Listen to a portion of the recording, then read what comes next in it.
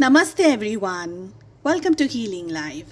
Cancers, आज की reading का हमारा टॉपिक है आपका और आपके पार्टनर का ब्रेकअप क्यों हुआ, क्या क्या रीजंस थे जिनकी वजह से आप दोनों के बीच में वो ब्रेकअप की सिचुएशन आई। टाइमलेस है ये रीडिंग। इसी के साथ अगर आप दूसरे इंटरेस्टिंग टॉपिक्स को देखना चाहते हैं, मेरे चैनल को सब्सक्राइब कर सकते हैं, बेल आइकन को हिट कर सकते हैं ताकि जब भी मैं वीडियोस अपलोड करूं सीधा नोटिफिकेशंस आपके पास पहुंचे। अगर आप अपने लिए पर्सनलाइज्ड टारो रीडिंग बुक करना चाहते हैं, डिस्क्रिप्शन के अंदर आपको मेरा व्हाट्सअप नंबर मिल जाएगा। दूसरे सोशल मीडिया प्लेटफॉर्म्स पर अगर आप मेरे साथ जुड़ना चाहते हैं, सारी लिंक आपको इसी वीडियो की डिस्क्रिप्शन बॉक्स के अंदर मिल जाएगी। चलिए, कैंसर, यहाँ पर हमने 4 क्वेश्चंस को प्लेस किया है आपको ज़्यादा क्लैरिटी देने के लिए। सबसे पहला जो मेरा सवाल है वो ये है कि क्या रीजंस थे, क्या वजह थी जिन सिचुएशंस या जिन रीजंस की वजह से आप दोनों का ब्रेकअप हुआ। यानी वो क्या स्टेप्स थे, वो क्या सिनारियोज थे जिसकी वजह से आप दोनों का ब्रेकअप हुआ है। आपके जो पर्सन है, आपके जो पार्टनर हैं, यानी कि आपके जो एक्स हैं, वो क्या सोच रहे हैं इस समय आपके बारे में, आप क्या सोच रहे हैं इस सारी सिचुएशंस के बारे में। अगला हमारा सवाल है कि अब क्या करना चाहिए आपको। क्या हकीकत में कुछ करना चाहिए या बस वेट एंड वॉच। ठीक है, क्लैरिफिकेशंस की ज़रूरत हुई तो मैं कुछ कार्ड्स को पुल करूँगी, otherwise we are good to go. चलिए, सबसे पहला सवाल, क्या रीजंस की वजह से आप दोनों के बीच में ब्रेकअप की सिचुएशंस आई। We have 4 of swords. Okay, सारे कार्ड्स ओपन करके ही मैं आपको ज़ोडिएक साइंस के बारे में बताऊंगी। एनीवेज, मेरी सारी रीडिंग्स हर एक ज़ोडिएक साइन के लिए होती है। देखिए, बहुत सारे चैलेंजेस थे इस रिलेशनशिप के अंदर, काफ़ी सारा झूठ था इस रिलेशनशिप के अंदर। स्टैंड लेने की जब भी ज़रूरत आई, जब भी हिम्मत दिखाने की ज़रूरत आई, कोई एक पर्सन हिम्मत को नहीं जुटा पाया, इस रिलेशनशिप को नहीं संभाल पाया। यहाँ पर मुझे ये लग रहा है इवेंचुअली ये रिलेशनशिप जिस तरीके से शुरू हुआ था, जिस प्यार से, मोहब्बत से, अट्रैक्शन से शुरू हुआ था, वो धीरे धीरे चेंज हो गया सेपरेशन के अंदर, दूरियों के अंदर। फाइनल सेपरेशन से पहले आप दोनों के बीच में काफ़ी सारी दफ़े मनमुटाव हुए हैं या लड़ाई झगड़े हुए हैं, या आपने उनसे कुछ कहा और आपके पार्टनर ने कुछ अलग समझा, कुछ और समझा। एक तरीके का डिस्टेंस आपके पार्टनर मेंटेन करने लग गए। यहाँ पर बहुत ही क्लियरली ये दिख रहा है। आपके होने के बावजूद भी आपको टाइम ना देना, आपसे डिस्टेंस में रहना, आपसे झूठ बोलना, आपको इंतज़ार करवाना और दूसरे किसी काम में एंगेज हो जाना, चाहे वो काम हो, चाहे वो उनकी पढ़ाई हो, चाहे वो कोई और सिचुएशन हो। तो इस तरीके से धीरे धीरे स्टेप बाय स्टेप, एक दफ़े एक बार में ब्रेकअप नहीं हुआ है, मुझे ये लग रहा है। बट मुझे ये लग रहा है कि बहुत सारे छोटे छोटे ऐसे कारण थे जिसकी वजह से आपके पार्टनर और आप दोनों डिस्टेंस में आ गए। अब हम देख रहे हैं आपके पार्टनर इस समय क्या सोच रहे हैं आपके बारे में। Yes, we have the moon. देखिए, ये पर्सन आपको याद कर रहे हैं, आपको मिस करते हैं डेफिनेटली, आपके बारे में सोचते हैं डेफिनेटली। यहाँ पर बहुत स्ट्रांगली ये एनर्जी आ रही है कि आपके पार्टनर की लाइफ का एक बहुत ही इम्पॉर्टेंट हिस्सा या एक इम्पॉर्टेंट पार्ट उनसे इस समय दूर है। बहुत ही क्लियरली दिख रहा है कि आपके पार्टनर 100% हैप्पी नहीं है। ठीक है, कुछ रीजंस, कुछ लेसन्स उन्होंने इस रिलेशनशिप से आपसे सीखे हैं और कुछ बातें ऐसी समझ ली हैं, कुछ बातें ऐसी सीख ली हैं जिसकी वजह से आपके पार्टनर दुख के अंदर हैं, अपसेट एनर्जीज के अंदर यहाँ पर दिख रहे हैं। बहुत सारे दफ़े, बहुत सारे दिन ऐसे आते हैं जहाँ पर आपके पार्टनर आपको क्रेव करते हैं, आपको याद करते हैं, आपको मिस करते हैं। ये एनर्जी दिख रही है। आप क्या सोच रहे हैं, आपकी क्या फीलिंग्स है, आपकी क्या करंट एनर्जीज है। We have knight of swords. बनता है भाई, बिल्कुल बनता है नाइट ऑफ सोर्ड्स।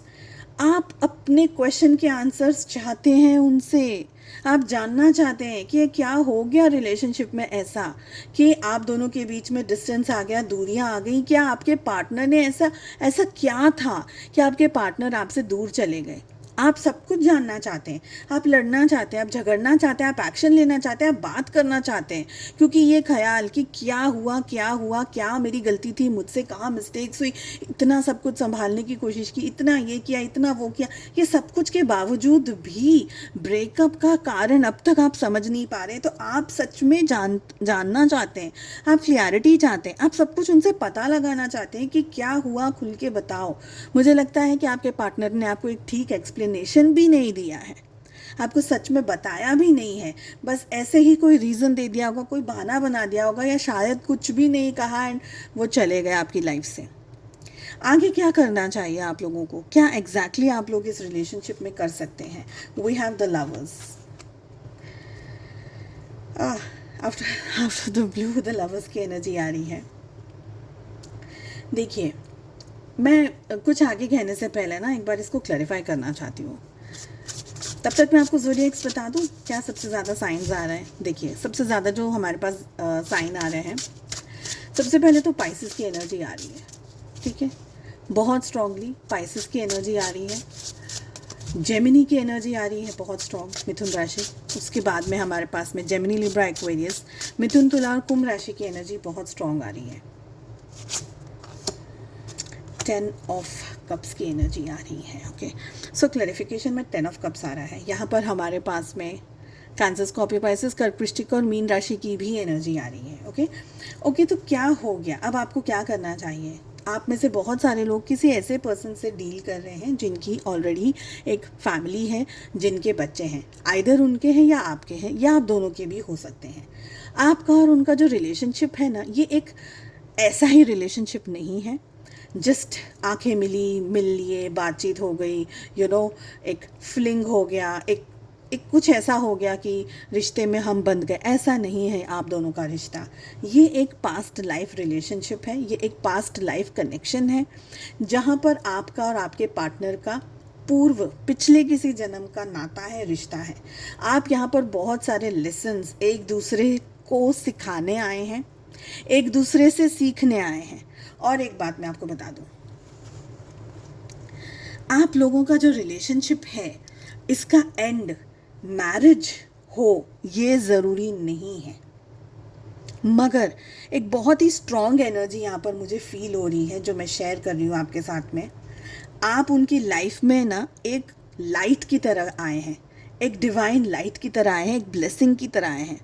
आपने जब भी अपने पार्टनर की लाइफ में जब आप आए, हम कहते हैं ना, पारस जब छूता है ना तो सारी चीज़ों को जगमगा देता है, सब चीज़ों को सुनहरा बना देता है, सब चीज़ों को गोल्ड में कन्वर्ट कर देता है, सुंदर बना देता है। आप अपने पार्टनर की लाइफ में वो पारस थे, या आप उनको हील करने के लिए आए हैं, या वो आपको हील करने के लिए आए हैं। और ये बहुत बड़ी बात है जो मैं बोल रही हूँ, समझ लीजिएगा। जस्ट आपका उनकी लाइफ में आना और आपका उनकी लाइफ से चले जाना, ये दुख डेफिनेटली है, तकलीफ़ डेफिनेटली है, लेकिन आप दोनों का एक दूसरे की लाइफ में आना आपके पार्टनर को है ना एक इम्पॉर्टेंट मैसेज दे रहा है। इस समय उनकी करंट लाइफ में आपका कोई हिस्सा, आपकी कोई एनर्जी, आपकी कोई बातें, आपका कुछ भी एक ऐसा इम्पैक्ट, स्ट्रॉन्ग इम्पैक्ट आपके पार्टनर की जो लाइफ में पड़ा है, वो उनकी जो पर्सनल लाइफ है, अगर मैरिज है तो डेफिनेटली ये बात लागू होती है, या अगर उनकी मैरिज होने वाली है तो डेफिनेटली वो इस बात पे बहुत ज़्यादा फोकस रखेंगे और ध्यान रखेंगे